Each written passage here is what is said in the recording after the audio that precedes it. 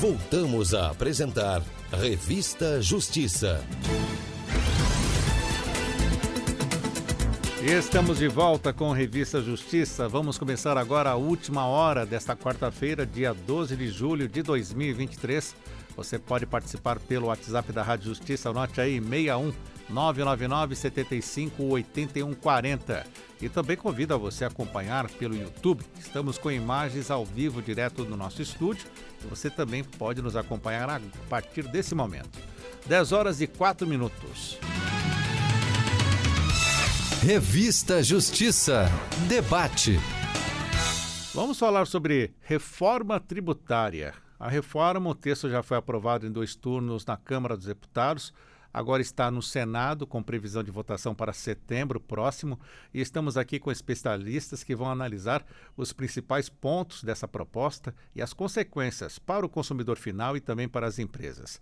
Estamos recebendo aqui em nossos estúdios o especialista em orçamento público e mestrando em políticas públicas e desenvolvimento, Dr. Dalmo Palmeira. Seja bem-vindo, bom dia.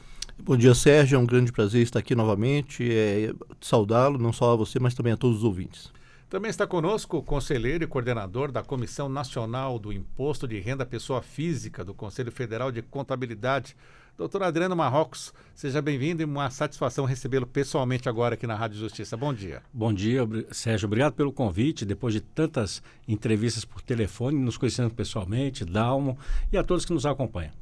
Vamos fazer uma introdução então. Reforma tributária, Câmara dos Deputados, vários embates. Na reta final apareceram os governadores e os prefeitos, mas o texto foi aprovado e agora está no Senado. Qual a análise inicial? Começo com o senhor, doutor Adriano Marrocos. O senhor faz dessa proposta, então? A proposta trouxe já no seu bojo diversas novidades. Essas novidades foram aprovadas sem um detalhamento específico, ou seja, teremos um show ainda de leis complementares pela frente, que irão definir, por exemplo, no caso da cesta básica nacional, quais são os itens que irão compor a cesta. Isso tirou sono de muitas pessoas, porque a gente não sabe ainda de alíquota, não tem uma discussão mais específica, ainda que haja a redução das alíquotas atuais dos impostos, mas nós sabemos das alíquotas novas que virão. Então, ainda tem muita dúvida e o Senado vai rever isso daí, outros pontos que são questionáveis ou que foram questionados, que foram trabalhados de última hora, inclusões de última hora. Então, assim, são muitas as novidades, muitas as dúvidas e temos aí muito material para estudar pela frente. O senhor concorda também, doutor Dalmo?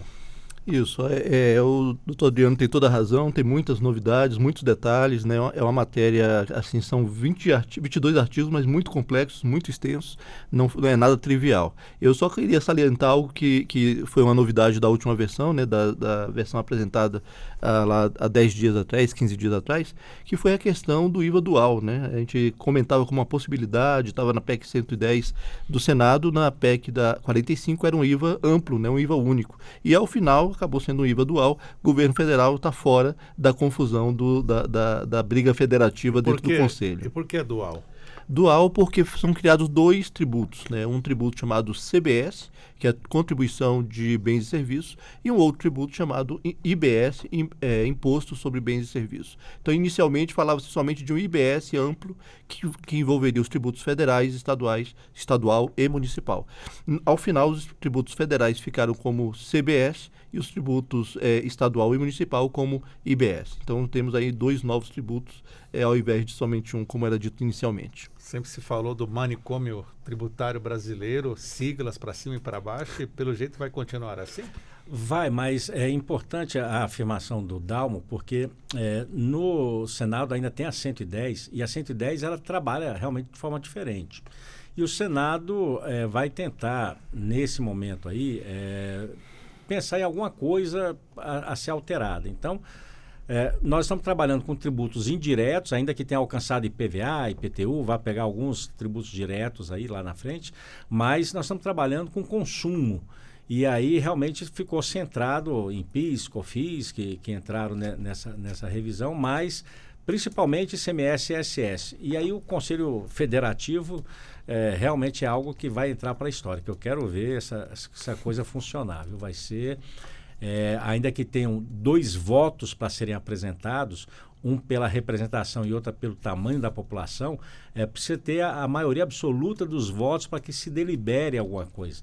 Então, nós podemos ter um resultado pela participação e um resultado pelo peso, pelo tamanho da população, que dê situações diferentes. E aí vamos ver a postura dos grandes estados em relação às unidades que são menores e que serão, obviamente, como sempre foram, mais carentes de recursos, de repasses, e que acabam usufruindo mais do fundo, por exemplo, de participação dos estados e municípios. Então, como isso vai acontecer, realmente vai ser algo para a gente acompanhar, porque é algo novo. Isso realmente é novo, não está no nosso sangue, essa coisa do parlamentarismo, né, que vai ser uma decisão colegiada, e é algo que é um bom ensaio para ver como que a discussão vai se dar entre grandes e pequenos.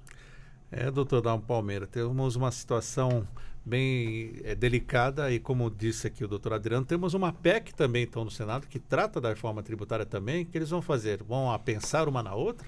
Isso, em termos de tramitação, eu acho que essa é a ideia, é a pensar 45 que chega da Câmara com a 110 que está no Senado. Na verdade, nós temos 2 no Senado, né? Temos a PEC 110 e temos a PEC 46, que sempre foi uma alternativa à PEC 45, né? Ela tem princípios diferentes. Então, o presidente da Casa, o Rodrigo Pacheco, do Senado, ele já indicou que vai fazer o apensamento dessas 3 PECs em uma só. Já temos o relator definido, que é o senador Eduardo Braga, do Amazonas, né? Representante da Zona Franca de Manaus também, então, que é um ponto sensível dentro da PEC e que, logicamente, vai considerar os princípios dessas 3 PECs para apresentar o seu relatório. Doutora Adriana Marrocos, vamos falar de pontos, então, dessa reforma tributária que a gente tem essa questão, essas dúvidas sobre o futuro. Acredito que os contadores estão, assim, preocupados, né? Quais as principais dúvidas dos clientes? Para nós, nesse momento, o que nós estamos sendo demandados é na projeção de resultado dessas operações. Então, como vai ficar a minha carga tributária daqui para frente, né, a partir do início aí da aplicação dos novos impostos. Como há um período de transição, e esse período de transição também é uma novidade, então, assim, se ele se der com a redução que foi proposta, que a gente tem que aguardar a aprovação do Senado. Se der nesse ritmo, nós teremos um aumento de contribuição. E a própria PEC diz o seguinte, olha, anualmente nós podemos rever, que é para não aumentar a carga, pelo menos manter.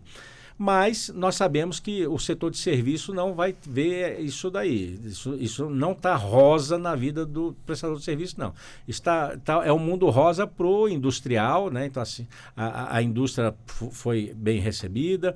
O agronegócio, na última hora, conseguiu emplacar ainda alguns pontos. Setores que estavam em pânico, como restaurantes, hotéis, bares, também na última hora entraram na alíquota diferenciada com a redução de 60% da base de cálculo. Então, assim, alguns foram beneficiados, mas o setor de serviço, no geral, vai passar por uma dolorosa e também dolorida e, assim, magoada adaptação, porque algumas prefeituras, por exemplo, cobram ISS fixo de R$ 80, R$ 100. E aí você volta, vamos supor que o ISS no IBS, que eles vão juntar ICMS com serviço, eles chegam lá numa alíquota de 8%. Eu estou falando 8%, mas eu não faço a mínima ideia. Estou copiando, eu não me lembro se é Nova York ou é Miami que tem 8%. Um é 8%, outro é 5%. Então vamos pegar aí 8%. Olha, eu vou sair de R$ 80 para 8% sobre o faturamento. E eu não estou na base de cálculo reduzida. Então, todos os operadores no ramo de serviço vão amargar bastante porque não tem crédito. Então, o não cumulativo, para mim, não faz diferença. A não ser quando eu estou numa área de serviço, como empresas de limpeza, de conservação, segurança, que compram alguns produtos, né, e aplicam no serviço. A grande parte não tem isso. Então, você vai ter um crédito zero e vai ter um imposto cheio. Então, para o ramo de serviço, nós estamos vendo, não tem nada de rosa no futuro, não. Ele está bem nublado, meio nublado.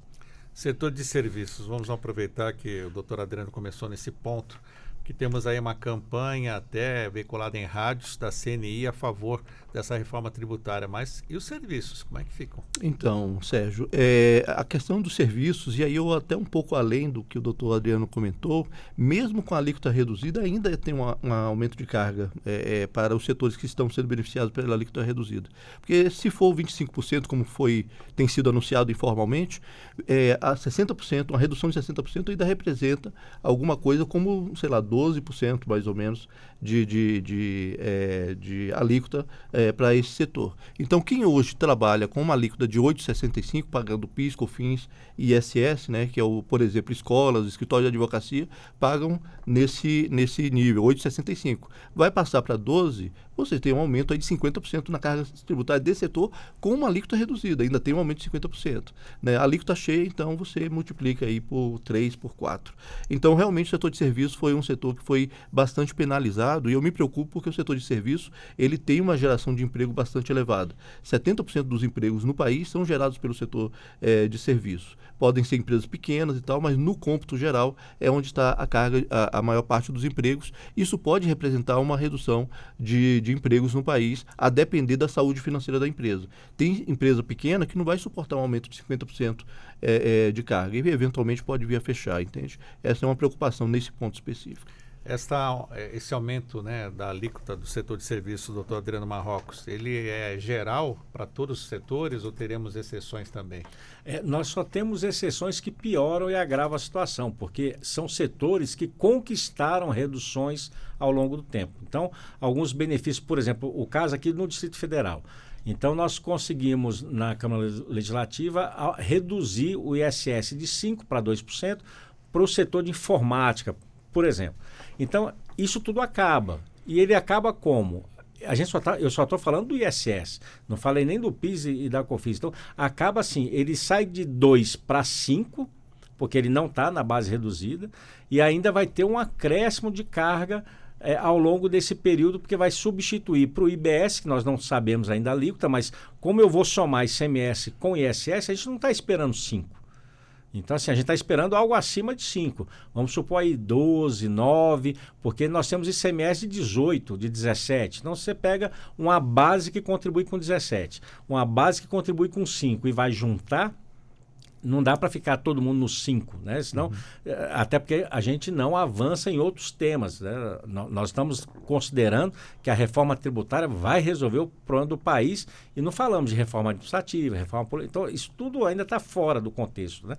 Mas na hora que eu jogo essa nova realidade, vai ser muito difícil o pessoal manter se realmente não tiver uma estrutura de mercado, então ele não tiver um pool de clientes, um grupo de fornecedores que possa renegociar, não haja uma concorrência desleal, que o que a gente muito vê são vários CNPJs no Simples, no mesmo endereço, e ninguém faz nada. Então, você tem uma empresa trabalhando certinho, o cliente trabalhando certinho e tem outro concorrente que trabalha de outra forma. Então, a gente não chegou nesse nível de discussão ainda. Então, o que a gente está vendo é uma expectativa de reestruturação de uma carga tributária que eu nem gosto de falar que é elevada, não, porque tem países que a carga é até maior que a nossa, mas ela é mal utilizada. Mas assim, aqui é mal utilizada. Mas nós temos uma carga tributária e essa carga tributária vai passar por uma alteração que nós ainda não temos como afirmar que vai ser benéfica para todos os setores. O setor de serviço vai pagar uma conta. Quero registrar aqui a participação pelo WhatsApp da Rádio Justiça, o 61 999 75 81 40, do Lauro Wozniak. Ele é bacharel administrador de empresas. Essa mensagem vem com o DDD 41. Lauro, muito obrigado. Ele faz várias perguntas e entre elas eu separo uma aqui, doutor Dalmo, que ele pergunta: como fica então as secretarias de fazenda municipal e estadual? Elas serão fechadas com essa reforma tributária? Então, as secretarias estaduais e municipais terão outros tributos além do IBS para arrecadar. O IPTU continua sendo municipal, o IPVA continua sendo estadual, mas em relação ao antigo ISS, já pensando com a lógica do futuro, antigo ISS e antigo ICMS, a atuação será bem menor. Por quê? Porque haverá uma administração centralizada pelo Conselho Federativo.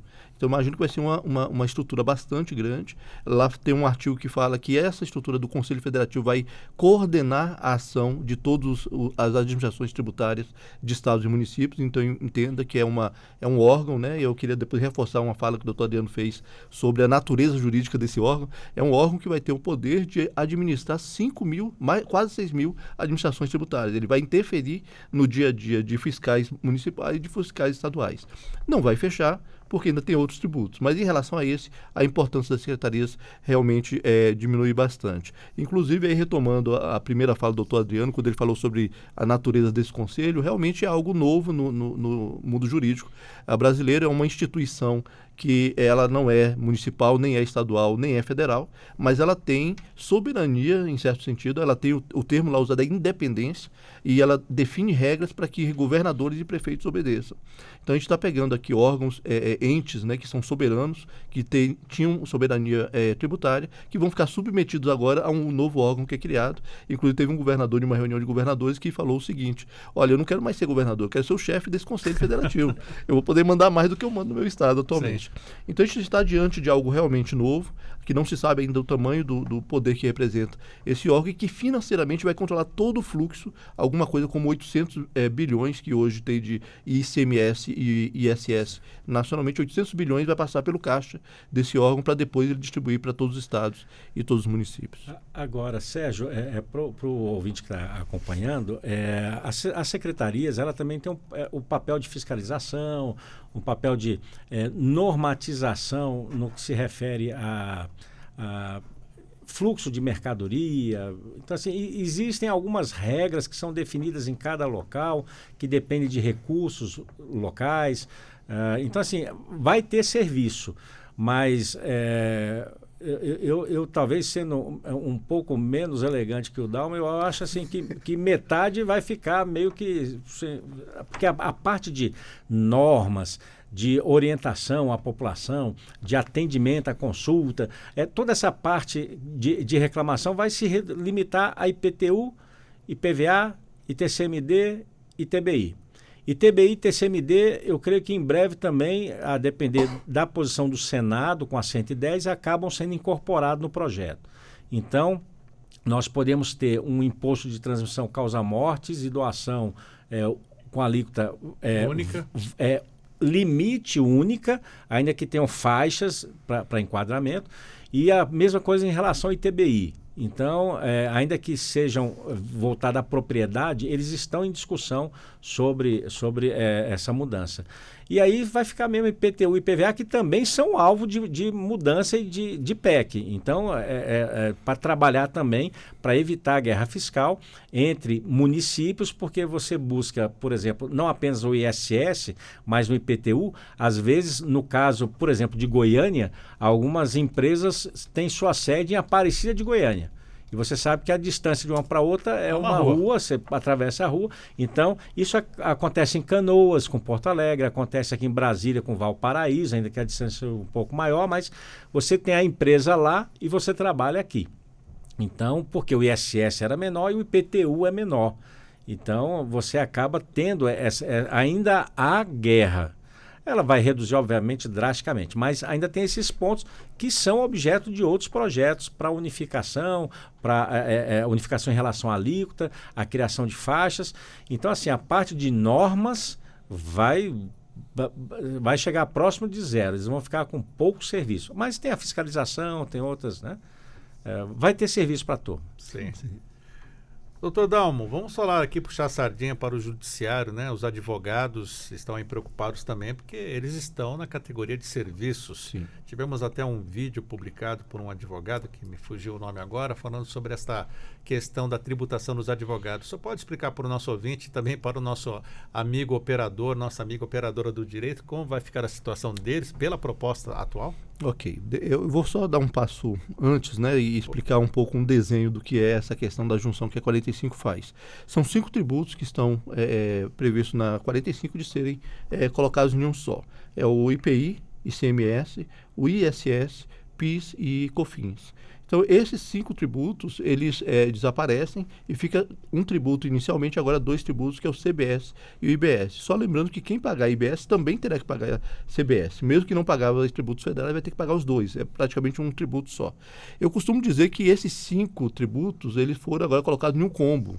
Mas quando você chega em uma loja de fast food, uma lanchonete, você chega lá e diz, eu quero aquele sanduíche. Mas aí diz, esse sanduíche fora do combo custa 10. Com o combo, você leva batata frita e tal, ele custa 5. Aí você, não, então eu quero o combo. Aqui é o contrário, o combo sai muito mais caro do que se você comprasse cada um separadamente. Então hoje, quem paga somente 2 ou 3 tributos, está pagando por as alíquotas desses 3 tributos. Agora vai passar a pagar pelos 5 tributos dentro desse combo. Então 25% é uma alíquota que representa o combo dos 5 tributos. Não, mas um escritório de advocacia, indo para a sua pergunta, não paga ICMS hoje. Implicitamente vai passar a pagar dentro do combo. Mas o escritório de advocacia não paga IPI, vai passar a pagar implicitamente dentro do combo, que é o CBS e IBS. Então, partindo disso, aí vem a explicação, a resposta para a sua pergunta. Um escritório de advocacia hoje paga, se eu não me engano, é PIS de 0,65%, paga COFINS de 3% e ISS no máximo até 5%. Vou colocar a pior hipótese, 5%. Então, no total, dá 8,65% de tributos nesses 5 tributos que o escritório de advocacia paga. Saindo esses 3 tributos, com 8,65%, entrando o IBS, CBS, com 25%, você tem aí, então, que triplica a carga tributária do escritório de advocacia, que aí, no caso, eu dou razão ao advogado, é o Júnior Merlo, que fez essa publicação, e realmente pode parecer muito doído, mas eu acho que essa é a lógica da PEC 45. Eu queria até fazer um pequeno parênteses aqui, que eu tenho muitos amigos que eles defendem a 45 e conversam comigo e dão, mas no médio prazo vai ficar bom para todo mundo, é um jogo de ganha-ganha. Eu ainda não vi, assim, especificamente. Eu até estudo para ver se eu encontro, eu sou economista, eu quero ver isso aí no longo prazo, que haja uma indicação. Mas um aumento de carga tributária, me parece que em qualquer país do mundo, quando você tem um aumento da carga tributária, você tem uma redução da atividade econômica, porque tem um aumento de custo das empresas. Então, nesse momento, eu ainda estou mais no grupo dos cautelosos e dos que estão fazendo alguma análise mais crítica do que simplesmente no otimismo. Infelizmente, aí já peço desculpa no ar aos meus amigos que estão aí ouvindo, mas mantenho ainda minha posição crítica a 45. Doutor Adriano Marrocos, nessa questão ainda dos advogados, algo a acrescentar? A questão foi bem colocada pelo Dalma, é isso mesmo. Você vai sair de uma alíquota, aí a gente fala só dos 3, né? Até porque ainda tem um projeto de lei que vai alterar imposto de renda e contribuição social, então ainda tem outra fase. Nós não estamos fazendo uma reforma tributária na totalidade, no alcance máximo da questão, não. Nós estamos tratando de impostos, de tributos indiretos, de consumo, então são os 5 que o Dalma indicou. Então, nós estamos falando de IPI, PIS, COFINS, ICMS e ISS, ponto. Nós ainda temos mais assunto aí pela frente.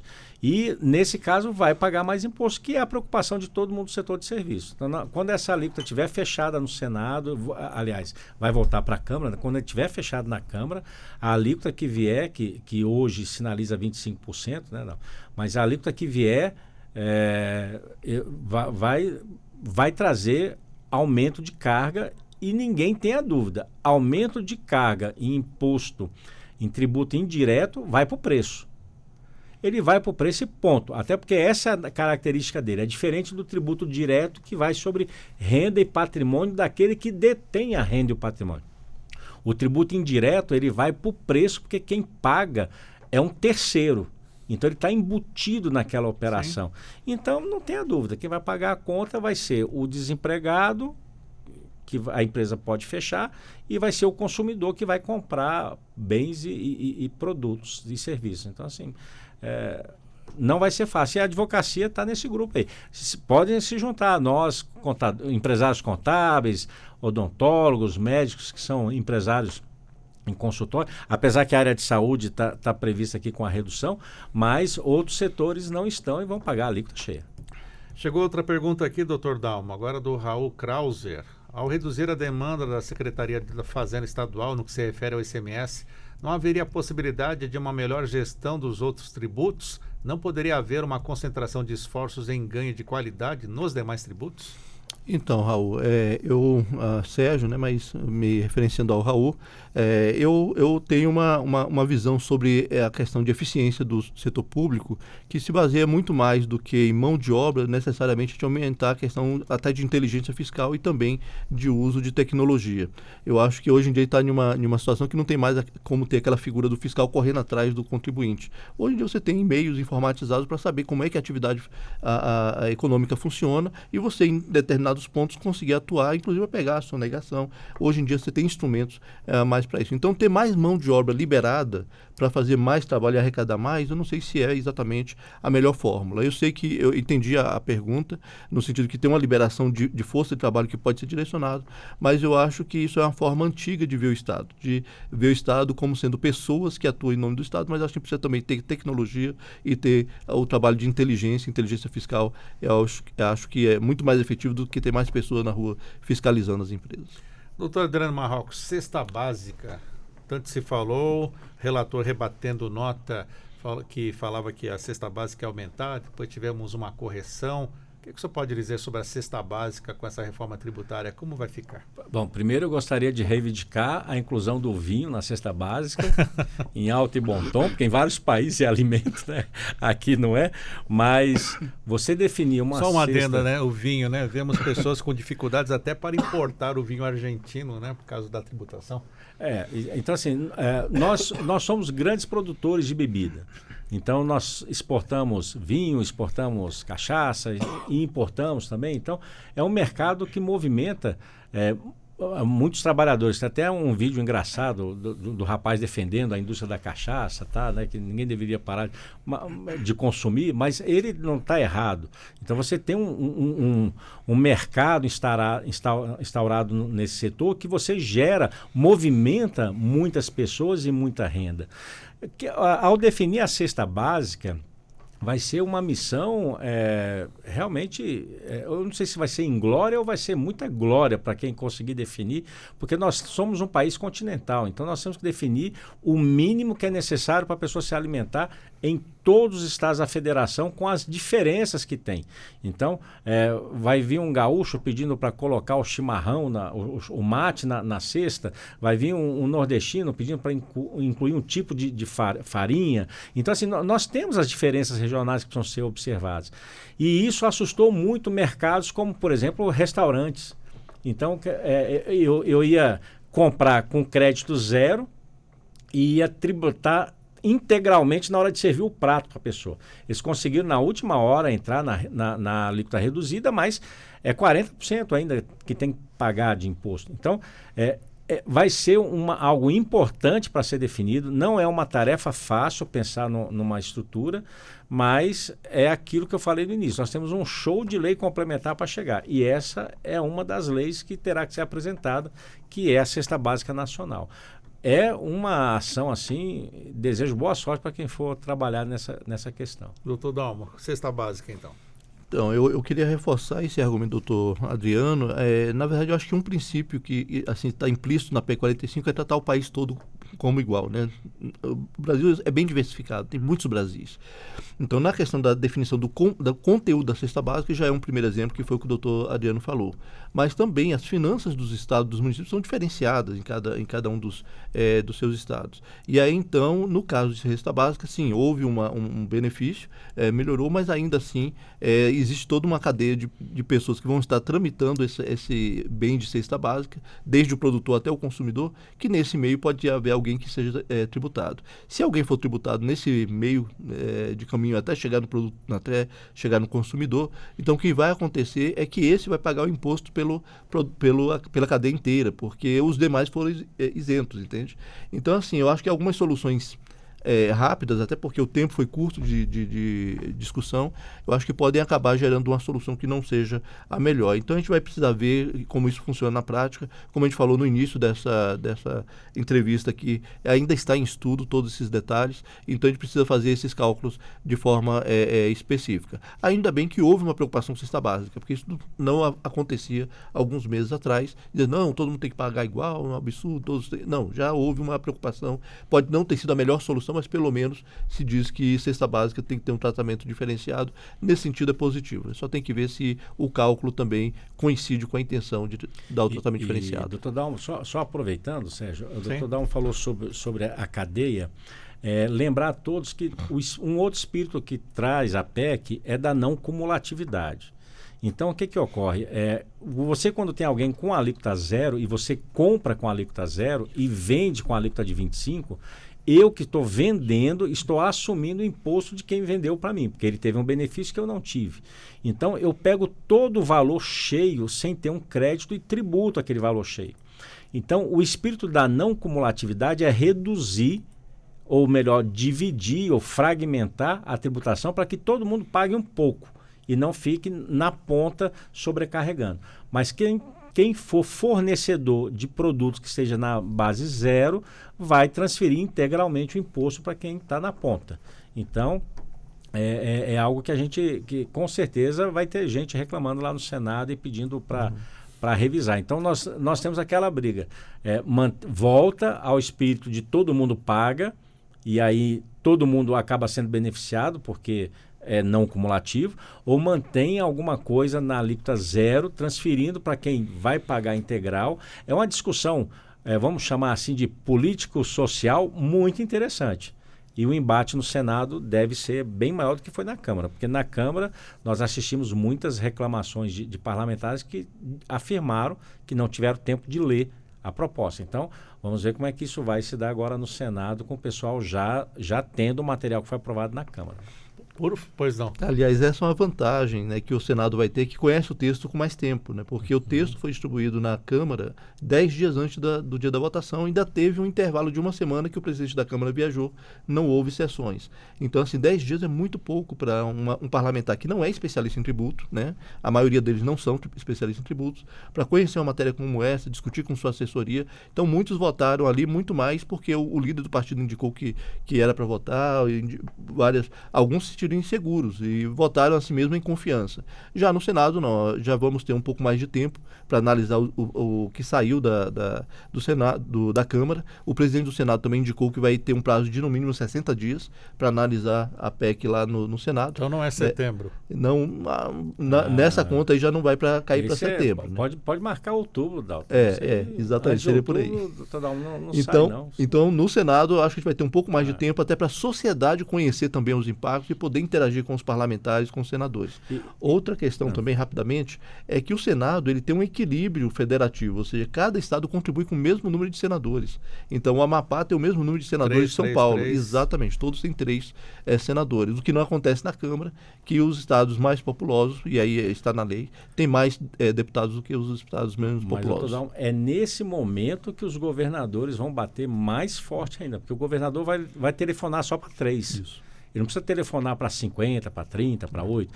Então, ele vai ter uma conversa com 3 e ele vai dizer, olha, o nosso Estado precisa disso. E na essência, o senador ele não é representante do povo. Ele representa a unidade da federação, né?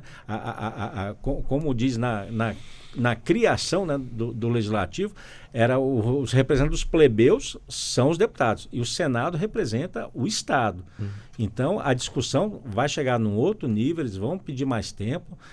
A minha data aí para começar a sair alguma coisa é outubro. Outubro. O senhor falou aqui sobre tempo para ler, né, a proposta. Nessa aprovação da Câmara dos Deputados, tivemos ali a inclusão de um artigo que não foi lido, né, mas que já está preocupando muita gente, que são criação de impostos estaduais, é isso mesmo? Na verdade, foi aprovado a permissão para que estados possam criar um imposto. Eu achei até o nome muito interessante, sobre produtos primários e semi-elaborados na competência dos estados e do Distrito Federal. Então, é uma faculdade de quebra da essência da PEC. Então, assim, a PEC tinha uma essência. Unificar, então, a gestão centralizada, para evitar que a guerra fiscal continuasse. O ponto principal é que imposto é devido no destino. Ponto. Que era a grande discussão sempre, tanto no serviço quanto no comércio. Paga o imposto aonde? Porque São Paulo é um percentual, Brasília é outro. paga lá uma parte, paga outra aqui, substituição tributária, adicional, diferencial de alíquota. Aí nós vamos criando o que a gente chamava de manicômio tributário, nós vamos criando diversos artifícios e formas de entender. Então, a essência era acabar com isso, deixando o poder de normatizar centralizado. Então, nós temos hoje, e aí é algo que o Brasil, nós temos essa característica, nós somos um povo muito inteligente. Então, assim, nós temos um centralizado, porém não mútuo, né? Então, tem uma forma que permite... teve até uma discussão sobre IPVA ambiental, sobre embarcações, aeronaves. Então, assim, tem outros itens que a gente foi já deixando em aberto. Olha, você pode criar isso aqui. Então, se o fundo não suprir sua necessidade, você pode tributar isso. Então, embarcações, aeronaves, desde que não seja agrícola, pode tributar. Então, vai poder, com essa proposta nova, pagar o IPVA do avião? O IPVA passa a ser Imposto Propriedade de Veículos Automotor, Aquático, Aeronáutico. O A vai ser IPVAs, né? Então, você vai conseguir alcançar algo que hoje ninguém se preocupava muito, porque você tinha o ISS na sua mão, você tinha o ICMS na sua mão. Na hora que isso passa para um conselho, e aí depois até devolvo para o doutor Dalmo se divertir com a questão do conselho, mas quando você passa para um conselho, definir as normas, como que fica o fundo, porque o fundo de participação não foi tratado o fundo de desenvolvimento. Então, acaba um, vem outro. E como vai ser a distribuição? Vai seguir a mesma regra da distribuição? Como que isso vai acontecer? Voto por peso, voto por quantidade. Então, é uma novidade, assim, bastante interessante. Mas essa, eu acho que o Senado vai travar. Doutor Dalmo. Ok. Olha só, em relação a isso, o artigo 20, né, a PEC ela tem um aspecto muito interessante, especialmente o artigo 20 se salientou isso. Porque a ideia era reduzir 5 impostos para 1, essa é a ideia original. No final, ficamos reduzindo de 5 para 4. Ou seja, nós reduzimos esses 5 que já citamos, que foi criado o IBS, o CBS, foi criado um imposto seletivo.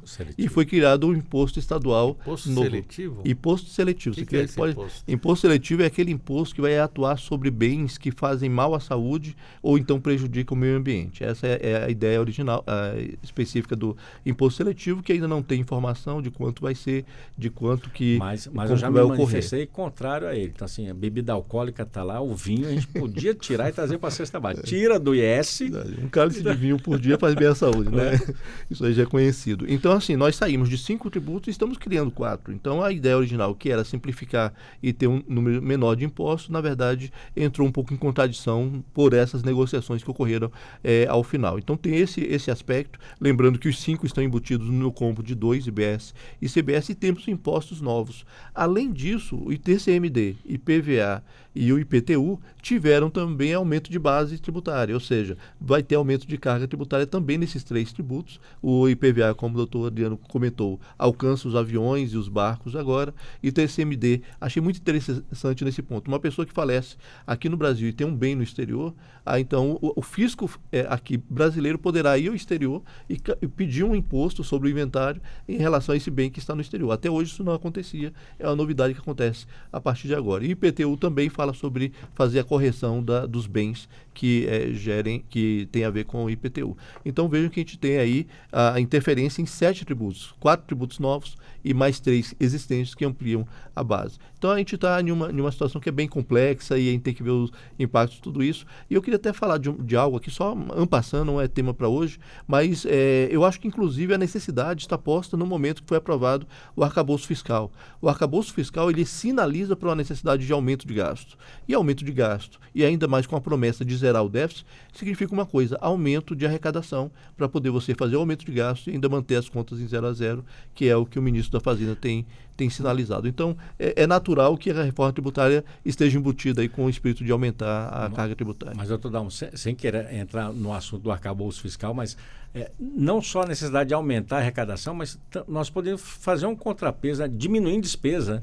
Então, assim, é despesa onde o governo não precisaria atuar, mas a iniciativa privada poderia atuar. Então, existem vários pontos que eu preciso aumentar a receita? Preciso, obviamente, todo mundo quer aumentar a receita, mas eu também posso diminuir gastos e despesas e concentrar mais em infraestrutura para que traga resultado, né? Mais em educação, que traga resultado futuro. Então, assim, dá para tirar de um lugar e pôr no outro. É que essa parte da despesa não é algo muito afeito a políticos, né? Então, assim, esse negócio é mais fácil criar toda essa movimentação para aumentar a arrecadação do que falar na reforma administrativa com corte de gastos, na reforma previdenciária, na reforma política, com redução de municípios.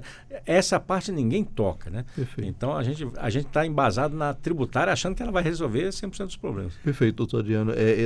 Só para reforçar, eu não mencionei o arcabouço defendendo. Eu sou crítico ao arcabouço também, isso tem toda a razão, mas eu falo de uma opção que parece que já está dada, que é de aumentar a carga tributária para compensar o arcabouço. Mas concordo contigo, acho que tem muitas outras formas e temos coisas que podem ser feitas do lado da despesa também para reduzir. Doutor Adriano Marrocos, vamos para um outro ponto. E hoje a pessoa que tem a sua empresa é enquadrada no Simples Nacional, os MEIs, como eles serão afetados com essa reforma? Vai acabar o Simples também? Na verdade, o Simples Nacional continua, o Simples Rural, pelo que está no texto, também continua, mas tem uma opção do Simples Nacional, porque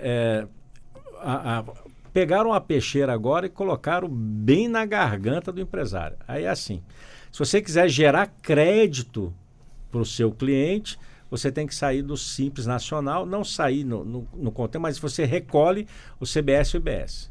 Então você deixa de recolher o Simples Nacional no que se refere a esses tributos, lá ainda vai existir o Imposto de Renda e a Contribuição Social, está lá.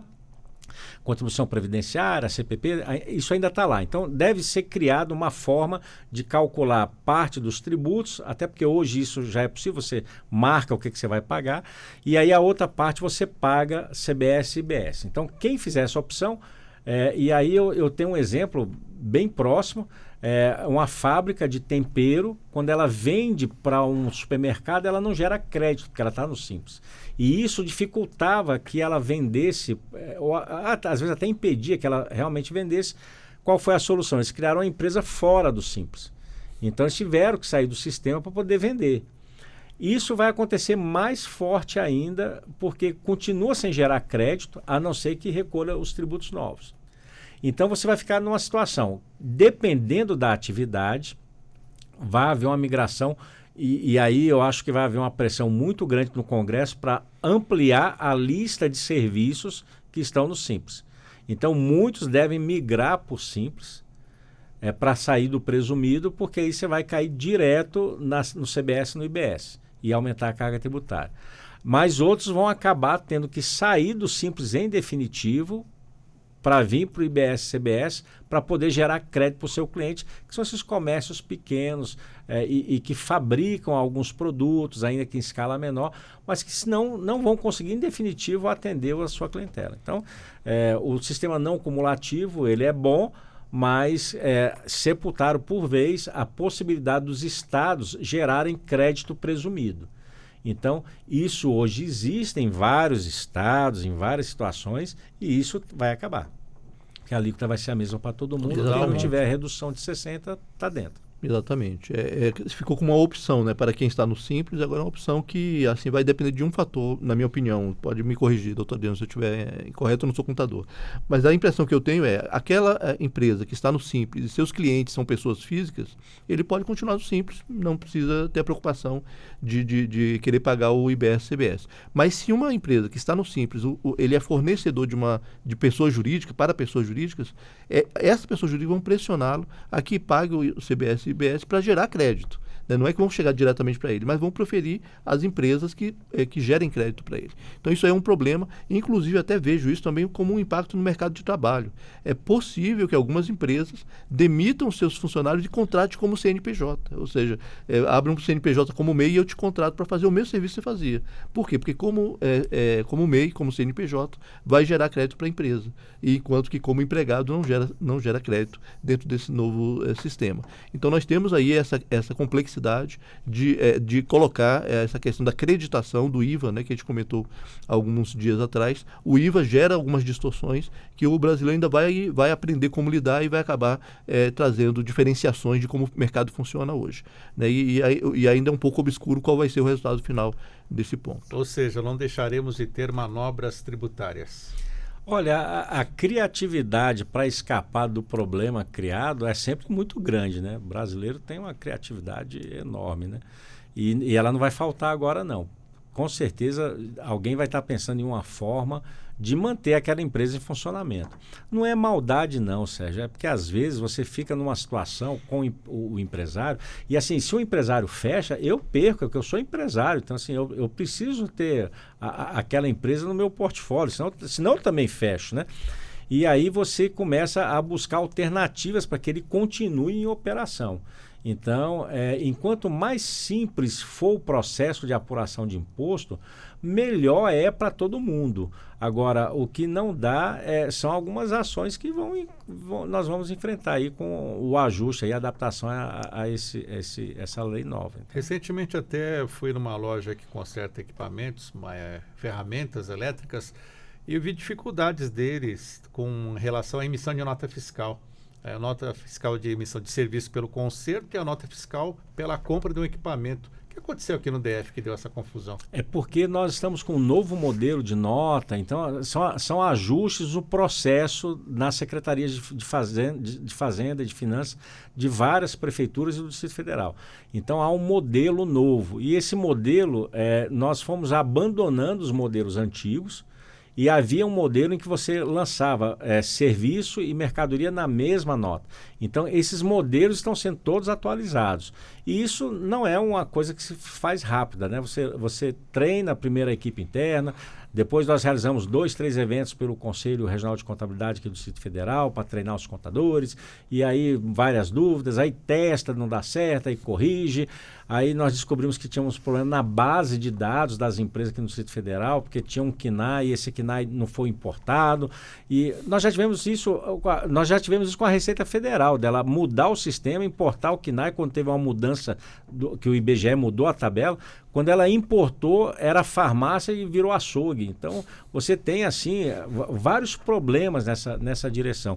Então, assim, não é incompetência de quem está emitindo a nota, não. É porque a gente vai mudando as coisas e nem sempre vem de forma tão célere assim como a gente precisa, sabe? Hoje o empresário tem que ter 2 empresas, então uma de serviços e uma de mercadorias? Não, ele consegue, só que ele tem que emitir 2 notas. Ele tem autorização para as 2. No cadastro fiscal dele tem os códigos de serviço e tem os códigos de comércio. Mas é que os documentos estão evoluindo. Então, naquele momento que você foi lá, não tinha como lançar serviço na nota do comércio e nem comércio na nota do serviço. Você tinha que emitir 2. Mas isso está sendo corrigido, está sendo aprimorado. Isso aí vai sair modelo que permite resolver. E com essa reforma tributária, isso é tudo inócuo ou não? Nada disso é tratado na reforma tributária. Isso aí são obrigações acessórias. Nós ainda vamos ter muita discussão com a Receita Federal, com as receitas estaduais, municipais, qual o arquivo que vai ser gerado. Não sei, não vi nas atribuições do Conselho Federativo se eles vão tratar dessa questão lá, das obrigações acessórias, os prazos para apresentação, as multas por não cumprimento das obrigações acessórias, que é uma questão que sempre aflige muito nós, da classe contábil, não das nossas obrigações, mas dos nossos clientes, porque você atrasa uma declaração, tem multa de R$500, tem multa de R$2.000, tem multa de 250, então assim, é um universo de multas também que a gente tem que administrar. Mas vamos ver se isso entra na pauta em breve. Em breve, assim, janeiro, fevereiro, março. Perfeito. Doutor Dalma, pois não. Sobre a questão do Conselho Federativo e as normas, né, menores, está previsto como competência do Conselho Federativo que ele vai poder emitir normas, vai poder harmonizar as normas nacionalmente de estados e municípios em relação ao CBS e especificamente IBS. CBS é só federal. Então, assim, ele tem também essa competência, então alguma coisa vai sair de lá em relação a esse ponto. Eu acho, Sérgio, se você me permitir, eu queria só falar de mais um ponto que eu acho que a gente gente não explorou tanto em relação ao Conselho Pois não, Federativo, por favor. né? Que até o doutor Adriano falou que para me divertir com esse ponto ali um pouco antes, que é a questão de qual é o impacto das regras de governança do Conselho Federativo. Como é que está constituído as decisões, o processo decisório? O Conselho Federativo ele vai ter 54 representantes, 27 de estados, 27 de municípios. 27 de estado, um para cada estado é tranquilo. Para municípios... Só 27 para município, é? Exatamente. Para município é 27. Quantos municípios nós temos? 5.560, né? E 70. Vão ser consideradas as capitais. Então, aí diz que tem que haver uma decisão entre os municípios, aí não está claro como é que é essa decisão entre os municípios, então eventualmente vai haver alguma disputa também nesse ponto. Só que esses 27 dos municípios é dividido em dois grupos. Um grupo que é dividido no voto, e o outro grupo que é de acordo com a proporcionalidade partidária. Os municípios mais populosos vai ter metade... Partidária ou população? Oi? Na população. População, Perdão, né? eu falei partidária? Isso. Não, engano, é trabalho. Proporcionalidade populacional. É peso da população. Exatamente, proporcionalidade populacional. Então, os maiores municípios, em termos de população, já vai ter cadeira cativa sempre no Conselho Federativo. E as outras vagas, então, é no voto que os 5.000 municípios vai disputar 14 vagas, mais ou menos. 13 vagas é nessa questão populacional. O que acontece? Nos estados já tem uma regra, inclusive, que diz o seguinte, que qualquer decisão no lado dos estados tem que comportar mais do que 60% da população brasileira. Então, qualquer decisão não é cada estado é um voto. Vai ter essa decisão, mas aqueles que votaram a favor de uma proposta têm que representar mais de 60% da população. E isso parece algo bom no sentido que você está preservando onde tem mais pessoas. No entanto, você acabou concentrando o poder em alguns poucos estados. Esse percentual de 60% acabou concentrado ali na região sudeste. A região sudeste tem, ela sozinha, já tem ali, se não 60%, mas muito próximo de 60%. Isso quer dizer que toda e qualquer decisão do Conselho Federativo só vai ser implementada se os estados do Sudeste apoiarem, aprovarem. Então nós temos aí uma concentração de poder regional, poder político regional dentro do Conselho Federativo. Isso aí é algo ruim quando se fala de estabelecer regras nacionais. Então você pode ter regras nacionais definidas por poucos estados. Essa regra dos 60% da população acaba gerando uma concentração de poder em poucos estados. E essa concentração também ocorre na distribuição dos recursos. Ou seja, o IBS para os municípios, ele será distribuído, 85% do IBS será distribuído na proporção populacional. Então 85% disso significa que também vai fluir muito mais para o Sudeste. O que é que isso representa? Olhando para o que é a situação de hoje.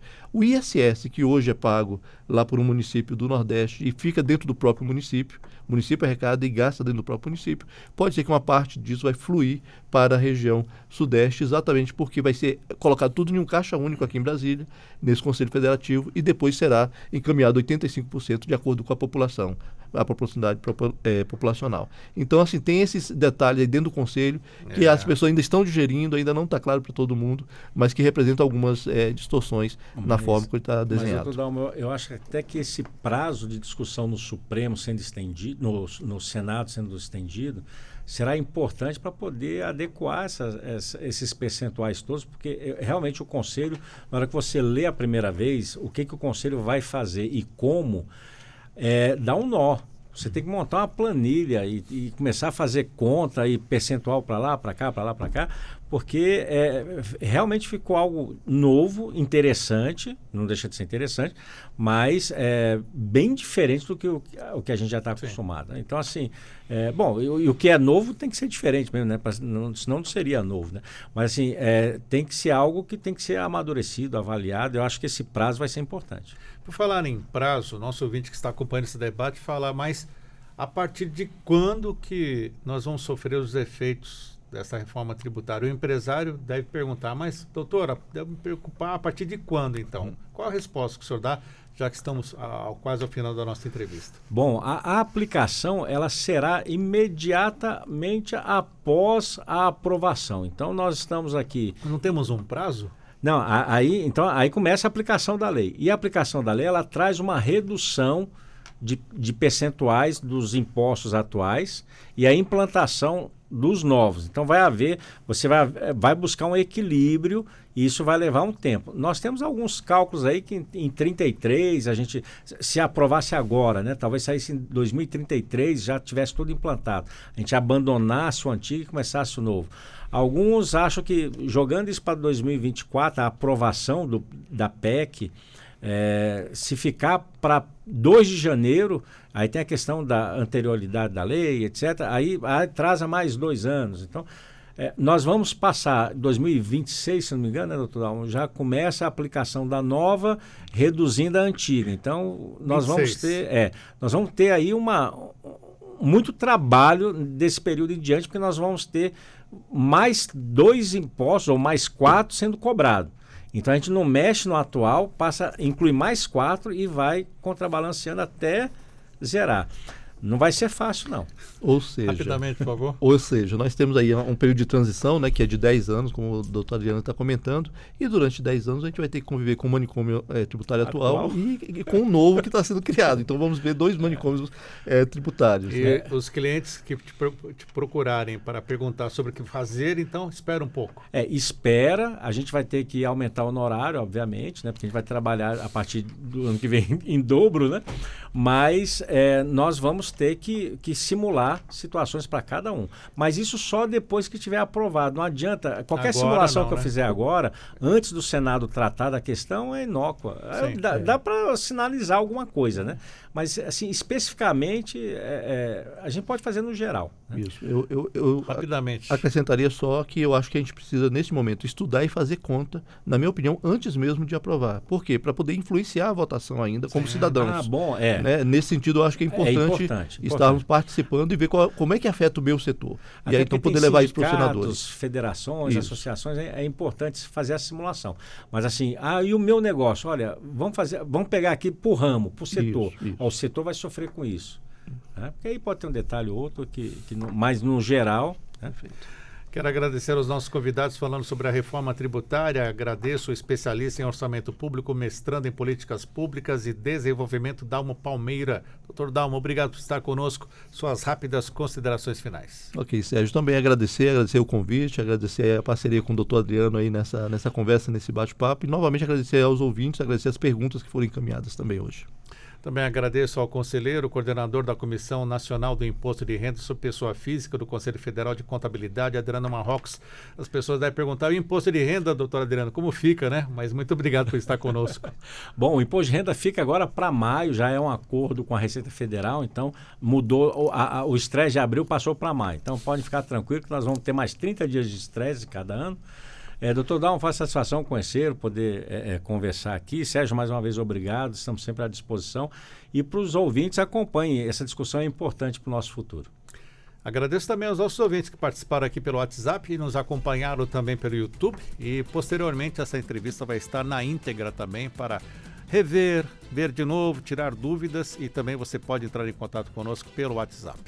11 horas em ponto, Revista Justiça de hoje fica por aqui. Apresentação e edição de Sérgio Duarte, produção Leandro Bezerra, trabalhos técnicos Luiz Alves, programação musical Josimar Fernandes, coordenação de jornalismo Bárbara Michelini, Secretaria de Comunicação Social Supremo Tribunal Federal. Está chegando aí Ariana Fonseca e mais um Entretexto. Um ótimo dia para você e até amanhã.